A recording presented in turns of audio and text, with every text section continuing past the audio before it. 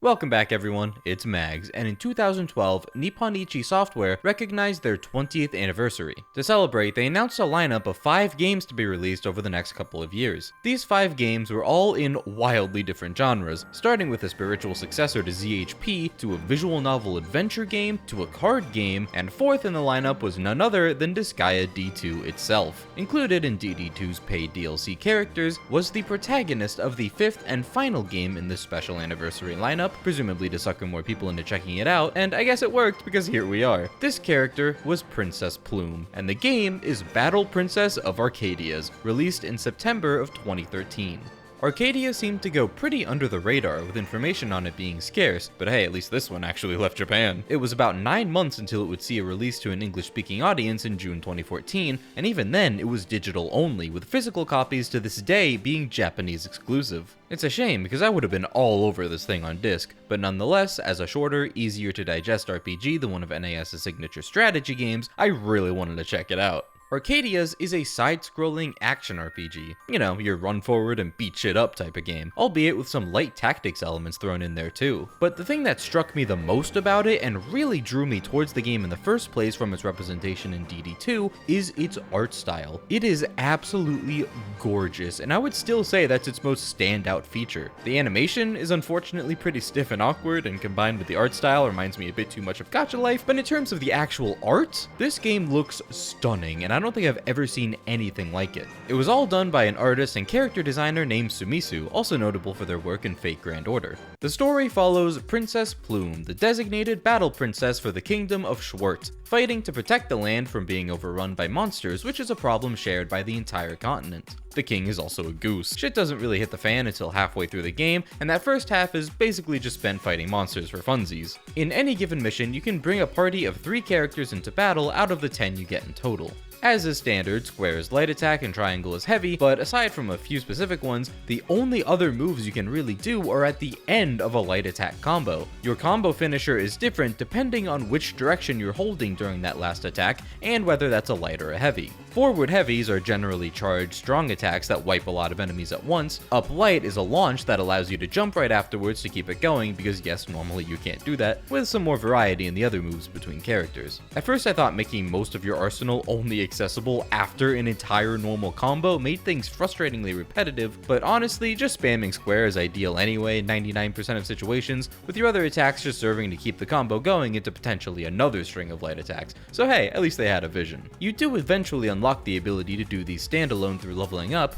but those cost SP when they wouldn't otherwise, so it's hardly worth it. In a game like this, I don't really care, as long as I can still mash buttons and watch the funny numbers go up. It does feel a little bit clunky, with way too much recovery time after most attacks if I'm being honest, but as a decent brain-off mash square game, it does the job. Even though combo inputs are very much the same between characters, I do admire how different each of their movesets actually are. There are 7 different weapon types among your 10 playable characters, so most types are unique to just one character, but even those who share one use them totally differently. Uni and Elias are both staff users, but Uni focuses more on close range attacks while Elias is very projectile based, playing more like Ralts the Archer than anything.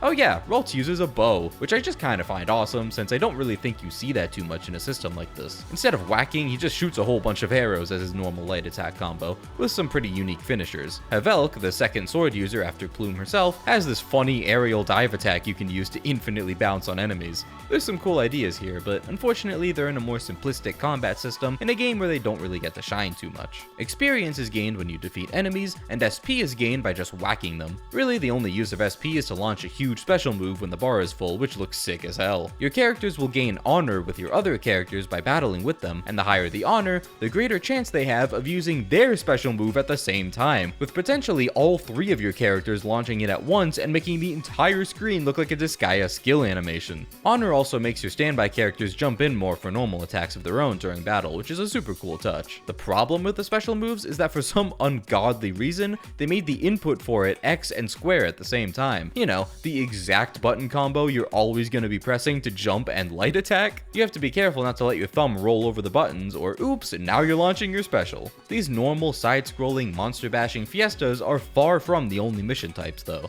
The other two involve your brigades. This is where those light tactical elements come in. See, this is an entire kingdom we're protecting here, just 10 people aren't gonna cut it, so for each weapon type, there's an entire brigade you can level up and use in certain types of missions. The party members who wield those weapon types serve as those brigades' commanders. In reality, all that really does is put a cap on how much you can level your brigades. You spend normal gold to do so, but brigades still can't be leveled higher than their highest level commander. In boss fights, called sieges, your individual brigades don't actually matter because they'll all be meshed together onto the battlefield at once to help you fight the boss. Here, you can indirectly control them by putting them into different formations, which just determines how much they block and how much they attack. You still control and play as your characters like normal, but now you have an extra lose condition of don't let your brigade die. As for the boss itself, you can't actually do any direct damage to it until you get its shield down. Getting its shield down and doing direct damage will build up the stun meter, and when that's full, only then the boss will be stunned. Most brigade actions like changing formations use up morale, which just builds up over time, but when it's full, you can launch an all-out attack with your brigade that totally ignores the boss's shield and does big direct damage. All of these mechanics, and hardly any of it even matters because after the first couple of bosses, these tend to last a maximum of about 15 seconds. The strength and level scaling in this game is truly bizarre. These bosses are supposed to be reawoken ancient weapons, but I think the ancients were preschoolers learning how to use construction paper and glue for the first time. A stark contrast to the other brigade-focused mission type, skirmishes. These missions pit your brigades against other brigades, mostly using the same formation system as sieges, but now you're fighting waves with your playable characters in the foreground to help you build morale while the brigades fight each other in the background. The enemy brigades, just like yours, are centered around a specific weapon type. Each weapon type acts like a Pokemon typing with strengths and weaknesses against other weapon types, so you're really just counterpicking each enemy's brigade with your own that has an advantage over it. This is where the levels of your brigades really matters, because you will be steamrolled by any brigades at a higher level than you. Problem is, since each of your brigades is dictated by the level of their commanders, it requires you to level up basically all of your characters enough to then level your brigades to match the enemies. Conceptually, it's a pretty natural way to incentivize using everyone and keeping them up to snuff, except the actual scaling is way too steep for this kind of system.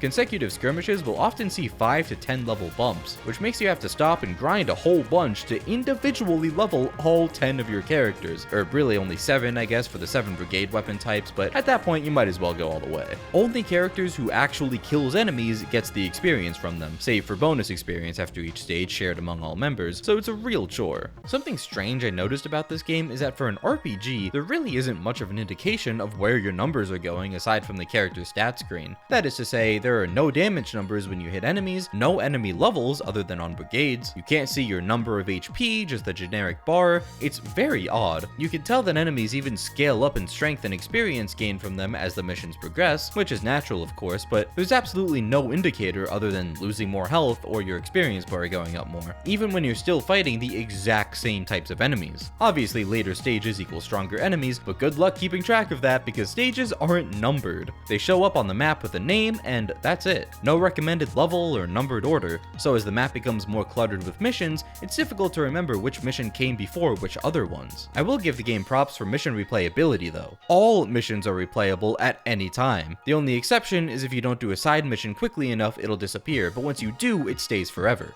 And missions will always remain the exact same no matter what. Even unique characters that may not be a part of the plot anymore will still be there. Oftentimes games will change up missions after your first visit, for better or for worse, but Arcadias doesn't give two shits about how little sense it makes for plot purposes. The mission remains unchanged, and I gotta respect that. Speaking of plot, there certainly is one, even if it's for only half the game. Seriously, the actual antagonists don't even show up until about midway through, and until then all you're doing is bashing monsters for the hell of it. The monsters which, by the way, don't have any relevance to the plot whatsoever. Like, the entire story and main thread of the game don't involve them in any way. They're just kinda there. It's like the writers had their story ready to go and then remembered they were actually making a video game, so they said, shit, we need the player to actually have something to fight, let's just throw in some monsters, why not? The plot overall is executed in a pretty awkward and disjointed way, which I hate to say because the characters actually are all charming and funny with that NIS sense of humor you would expect. And the world building is super interesting. I really love the premise, and it's something I would have loved to see more of, but you're not really gonna get that in this game. They'll have some exposition here and there, but nothing is really given more than a passing mention, and even the darker story beats aren't lingered on. The story tries to be dark, and kind of is in interesting ways, but it's like they just don't want to commit to it. Plume herself is the only character who really has any semblance of an arc, and it's a pretty cool idea. She appears as a standard innocent protagonist whose innocence constantly gets challenged by the events and morals of others surrounding her. But something is clearly amiss. There's something inhuman about her. It's not just that she's innocent, she's frighteningly so. She's totally incapable of processing any of the darker, convoluted events surrounding her. All she knows is fight and be positive, hardly thinking for herself and short-circuiting any time she has to make any kind of decision that disagrees with this prerogative,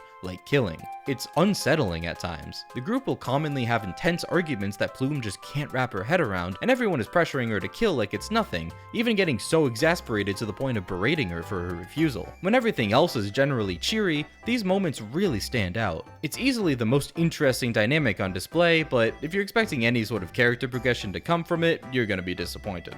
The game commonly tries to pull depth out of other characters without really following through on anything. Significant events, backstories, and character traits are referenced, but don't end up amounting to anything and instead just seem really out of place. And some conversations just straight up don't make sense. It's like they're talking about something that builds on prior context, except that context was never actually given, and then that thing is never brought up again. Like this side story conversation with Uni and Vio. This short dialogue exchange alludes to a dark moment for Vio, where a battle princess candidate went rogue and Vio was unable to take her down. Plume had to step in and kill her instead, and that kind of conviction is why she was the one who became a battle princess instead of Vio. Which, let's back up here, is a loaded thing to process all of a sudden, because A, what do you mean candidate? Nothing else in the game references the supposed method of choosing a battle princess. B, Vio herself was a candidate? Again, something never hinted at elsewhere. C, Plume killing a potential battle princess makes zero sense because if she's killed before,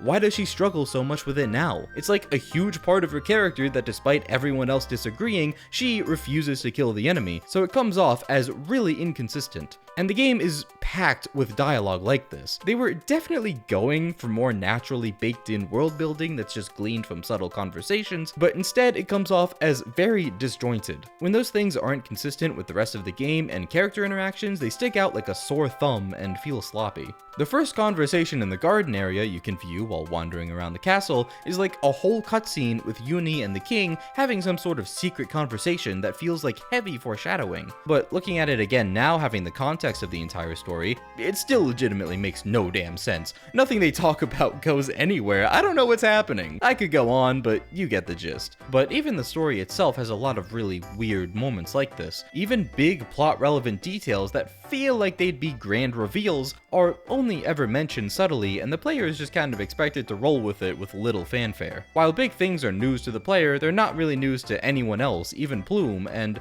the game just moves on. I'm really trying not to spoil anything significant, which is hard when all of the important stuff is jammed into the back half of the game, which makes talking about literally anything feel like a spoiler, but everything is handled in a similarly weird fashion. Which is a shame because again, the entire nature of the world they live in and who the antagonists are is really cool. And the way the game ends makes a sequel more than possible, desirable even, because I'd love to see what else they would do with it, assuming it's done competently. But after 11 years of obscurity, that's clearly never gonna happen. I know it sounds like I'm bashing on the game a lot, which I guess I kind of am from a narrative standpoint, but my overall feelings on the game are pretty positive. It works as a decent ARPG where funny numbers go up, with humorous character interactions and gorgeous visuals. And I really am invested in the cool world they create, even if they sucked at handling it. You can see all the potential this game has, and it had a lot. I do adore it for what it is, and I don't think I'll ever get tired of even just looking at this game, which is really a feat given how mind-numbingly grindy the platinum is. Getting all the characters to level 99, maxing out everybody's honor with every other character, and for whatever reason, playing 100 skirmishes. There are only like 10 in the main story, so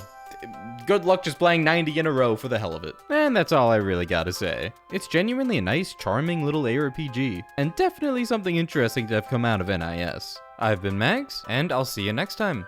Peace.